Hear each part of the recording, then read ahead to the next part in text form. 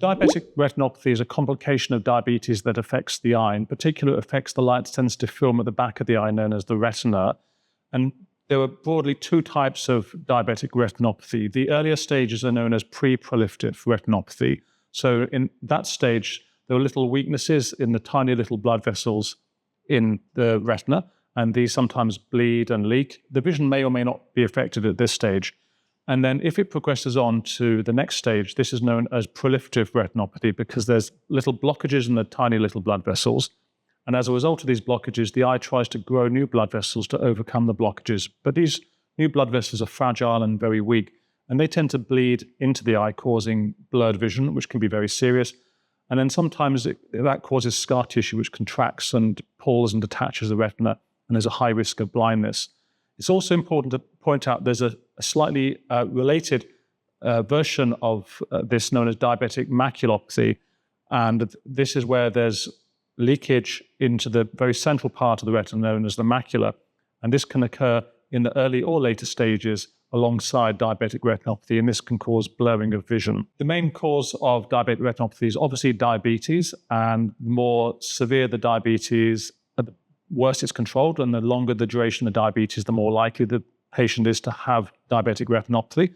There are other factors as well that contribute to it, but you have to be diabetic first. But if you have high blood pressure or other problems such as kidney disease or high cholesterol, or there are other factors as well, these can increase the chance of someone getting diabetic retinopathy. So diabetic retinopathy, particularly in the early or pre-proliferative stages, is usually silent. So often there are no symptoms that anyone would notice unless someone actually looks inside the eye, takes a photograph and looks carefully at the retina. But later on, there can be symptoms that you may notice. These can be things such as blurred vision or little floaters in the vision or dark spots if there's bleeding. Sometimes there's distortion of the vision if there's a lot of leakage effects in the central part, so straight lines may appear curved or wavy. To detect diabetic retinopathy, you have to either have a photograph of your retina or an eye doctor has to look inside your eye, carefully at the retina, and look for the little telltale signs of diabetic retinopathy. That's really the only way to do that. For patients with more severe stages of diabetic retinopathy, as well as photographs, we sometimes do more advanced imaging tests, such as three-dimensional scans of the retina to look for leakage. And sometimes we do dye tests where we inject a dye into the bloodstream that shows us if there's leaking areas or areas that are getting a poor blood supply and are vulnerable to damage. And that can help us decide the best treatment for the person with diabetic retinopathy. There are various risk factors for diabetic retinopathy, and the main one is the control of the diabetes itself. So if you are diabetic, you would be familiar with a blood test that you would have about every 3 months performed by either your endocrinologist or your GP, known as the HbA1c test. This gives an idea of the average blood sugar control that you have over a period of time. And it's well established that if your HbA1c level is below 7, then the risk of diabetes is lower, whereas if it's above 7, the risk is higher. And obviously higher levels than that of HbA1c are associated with higher risks of getting severe diabetic retinopathy changes. There are other risk factors as well. So uncontrolled blood pressure or hypertension is a risk factor.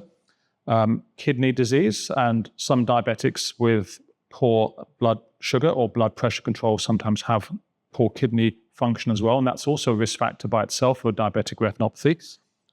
High cholesterol is a risk factor. Also the duration of diabetes. So about half of people who've been diabetic will get some diabetic retinopathy changes, whether that be mild or more proliferative stages.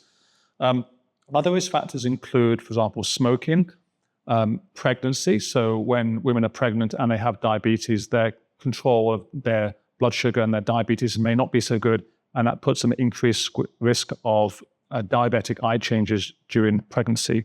No, it's not inevitable. So it's well known that about half of diabetics after about 20 years will develop some form of diabetic retinopathy. Now, that may be very mild or it may be more severe. It also depends on whether you have type 1 or type 2 diabetes. So for type 1 diabetes, after about 20 years, 60% of type 1 diabetics will have some diabetic retinopathy, and the percentage is a bit lower for type 2 diabetics. But essentially, the better the diabetes is controlled, the shorter the duration. And if other risk factors such as high blood pressure, cholesterol, and kidney disease are controlled and you don't smoke, then your risk is much lower.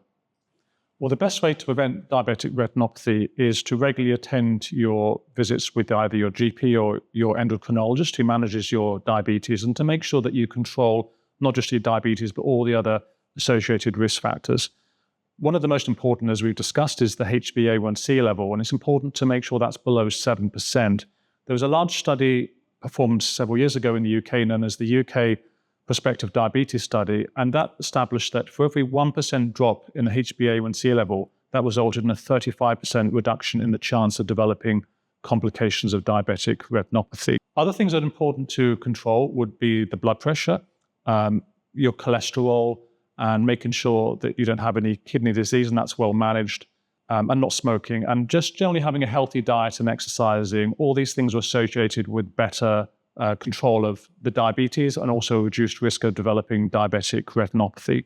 I would say as an ophthalmologist, the most important, or one of the most important things you can do to prevent diabetic retinopathy, or at least the more severe types of diabetic retinopathy, is to have your eyes screened at least once a year, either with photography or with an eye doctor, just to make sure you're not developing any early signs of diabetic retinopathy. So the treatment for diabetic retinopathy depends on how severe it is. So in the earlier stages of diabetic retinopathy, usually no treatment of the eye itself is required, but we may liaise and work with our endocrinology or GP colleagues to ensure that the patient's blood sugar, HbA1c, blood pressure, and other risk factors are under control. And the GP and endocrinologist can manage this in various ways, such as diet and lifestyle advice and with medication. For the more advanced stages of diabetic retinopathy, particularly a stage known as severe pre-proliferative or proliferative, then it's been shown to be beneficial to have treatment with either laser to the eye or injections in the eye, which can shrink the abnormal blood vessels and prevent bleeding and leakage, which can damage the retina and damage the vision.